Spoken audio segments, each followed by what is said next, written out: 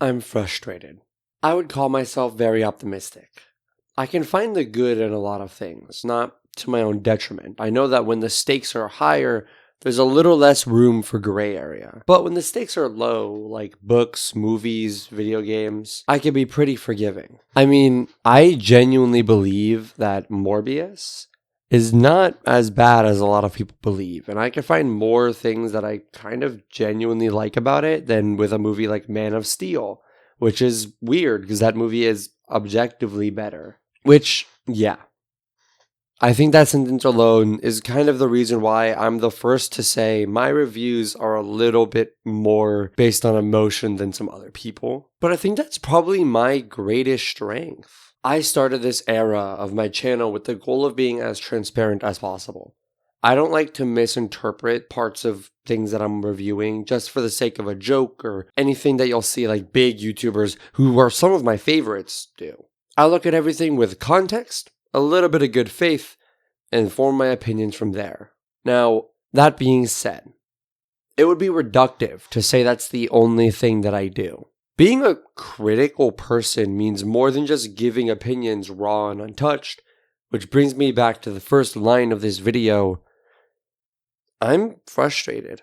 I'm frustrated with this current era of interpersonal communication and its long-term effects on media criticism. Before you leave, this video isn't saying that anyone who disagrees with me is media illiterate like some people will make. I'm focusing on one increasingly common aspect of this conversation. I do not care if you're media illiterate and just misinterpreted a part of a movie. Like, I think it might be dishonest to form an opinion that you believe is correct based on a misunderstanding that literally nobody else will get. But that's not really your fault. I think you just got unlucky with the hands you were dealt in life to the point where you could misinterpret that piece of media. However, there is an increasingly vocal group of people who, due to the mass publicization of thought caused by the internet, feel like they matter when they don't. This group of people make me so mad that I genuinely write them off as not worth interacting in any way if they utter even these 3 words, "What's the point?" Or any other variation of phrases that unironically get the idea that you don't think there is value in the piece of art you're trying to criticize. I might lose some of you here because I'm bad at succinctly phrasing general vibes. And that's one of my biggest flaws as a creator. But if you're still here and subscribed, you're here and subscribed because you can look past that flaw. You can look past the poor choice of the words that I'm using too much, because you're able to find the main purpose of my videos. Every video I make has a purpose. Usually a singular through line idea or topic that gets kind of built around in the script. Whether or not I ramble off script for a few seconds like I'm doing literally right now, or have an entire off-topic scripted segment that I decide to leave in, because I do cut out a lot. My main hope when I decide to upload a video is that you can look through most of my content and find the main purpose and internalize it.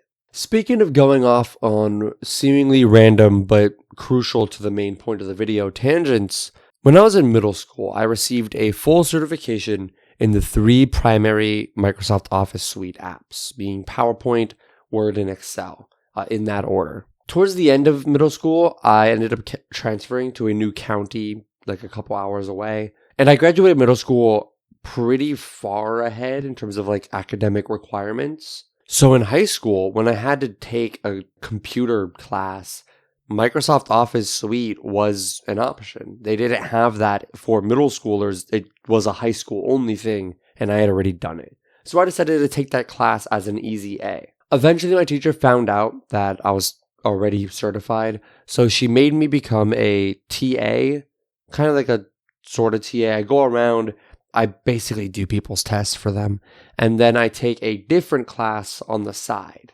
That class was an online college course about the history of film and theater. See? It all like wraps around back to the main point. I really liked that college course. I basically watched old movies, read Spark Notes, and then made reviews of the movies. And that's all that I did for months until I finished that class and just played Super Smash Bros. Ultimate in the corner on my Switch literally the rest of the year. I barely read the book, and I still passed with flying colors. I'm bragging. But part of that course that I do remember, part of the book that I did end up reading was about the history of criticism of film. I think it was like film theory and the general history of that. And an important part of that chapter was discussing how crucial it is to the job of a critic to look at the piece of media you're wishing to criticize in a relatively good faith lens and try to find the main purpose of that piece of media. In English class, you'll learn it as finding the author's intent. Most real critique is built on how well the author succeeds in using tools to achieve that intent. Whether they use it correctly or incorrectly, whether it's even the right tool to use, what are they trying to do? Did they do it? In one of the earliest videos you'll find in this era of my YouTube, whatever, my Amazing Spider-Man video, which I'll get a sequel out to eventually. I super promise, and I definitely won't just drag this bit on forever. Hopefully, if you watch that video, you'll notice the main point that I was trying to get across was about how Mark Webb failed to achieve his goal of creating a modern, singular interpretation of the character of Spider-Man. I focused a lot of my analysis on that movie on the core lesson that Peter Parker is supposed to learn compared to the lesson that he ended up learning in the final movie. Because I believe that the way the movie played out, Peter Parker learned a lesson that was so fundamentally different from the main thing he's supposed to be learning that it fundamentally destroys his character. And I don't think that there's a lot of room for growth out of there to become the character that we're supposed to know and love as close to the comic books as possible. There's ways to fix this, but you would have to dedicate basically an entire movie to undoing that incorrect lesson and reteaching Peter Parker the new lesson. And then it kind of makes all the stuff that happened with the first lesson pointless. And then you kind of have to redo ground and whatever. It's frustrating. But basically, Mark Webb wanted to make a Spider-Man movie that would last for generations, and he kind of failed because he didn't really make it a good Spider-Man moral. Obviously, the main point of that was to prove that I don't think the movies are as good as the random fucking people on Twitter who post one frame from a movie and then say that the whole thing is good, even if the frame is from a scene that might not even be good. The whole point of that video was to spite them.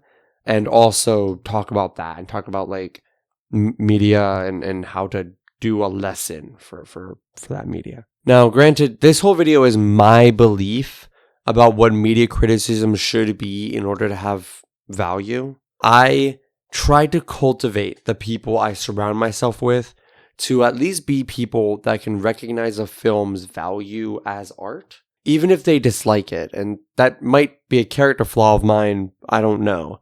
All that I do know is that I'm less mad when I don't engage with people who don't have any level of integrity as to write off a piece of art as worthless because they're unwilling to use that very big brain of theirs to think about the piece of media for a second, long enough to notice one pattern. Look, I clearly care about media analysis, especially criticism, and I would be a hypocrite if I didn't admit that sometimes I make generalizations or let my personal opinions guide me in the review process. I've decided that at some point next year, I'm going to do a more thorough breakdown of Man of Steel and try to look at it a little bit more fairly. However, I do believe that the job of a critic, whether they're big or small or paid or unpaid, is to at least look at the piece of media and try to interpret it correctly.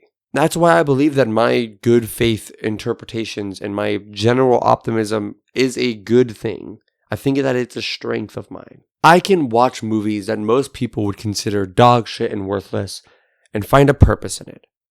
Because a lot of people worked really hard to make that piece of art, and they deserve to have at least somebody point out the stuff they put in just below the surface. They deserve somebody who's willing to dive in and find their humanity, to find that soul that's buried in everything that's made by anybody, even if they generally didn't like that piece of art. And I want to be that person who can look at those artists and say, I know what you did. I see what you wanted to do. I just don't think you did it necessarily correct. And I hope to see more from you, because I think that's the most important thing that gets lost when we focus our interpretation of media on whether or not the person who made it is worthless or has any value, is that we're telling them their art doesn't matter and that they should stop trying, which isn't correct. If you make something bad, if you made Morbius and you made him do a bat Kamehameha wave, that was fucking awesome, and I think that's really cool. But also, you're a part of the movie Morbius. So, try again next time. Maybe you'll get it right this time. Anyways, if you hope to see my future work and you want to see me do a bat Kamehameha, please subscribe. And maybe go watch the Amazing Spider-Man video and try to find the point beneath all the terrible editing. That wasn't my fault, I swear to God. Sony just kept copyrighting it, and I hadn't learned about the 10-second rule yet. Also, leave a comment with your opinions. Make sure to be very thoughtful and don't just say, what's the point? Or do. Any argument is good for my channel. Thank you. Goodbye.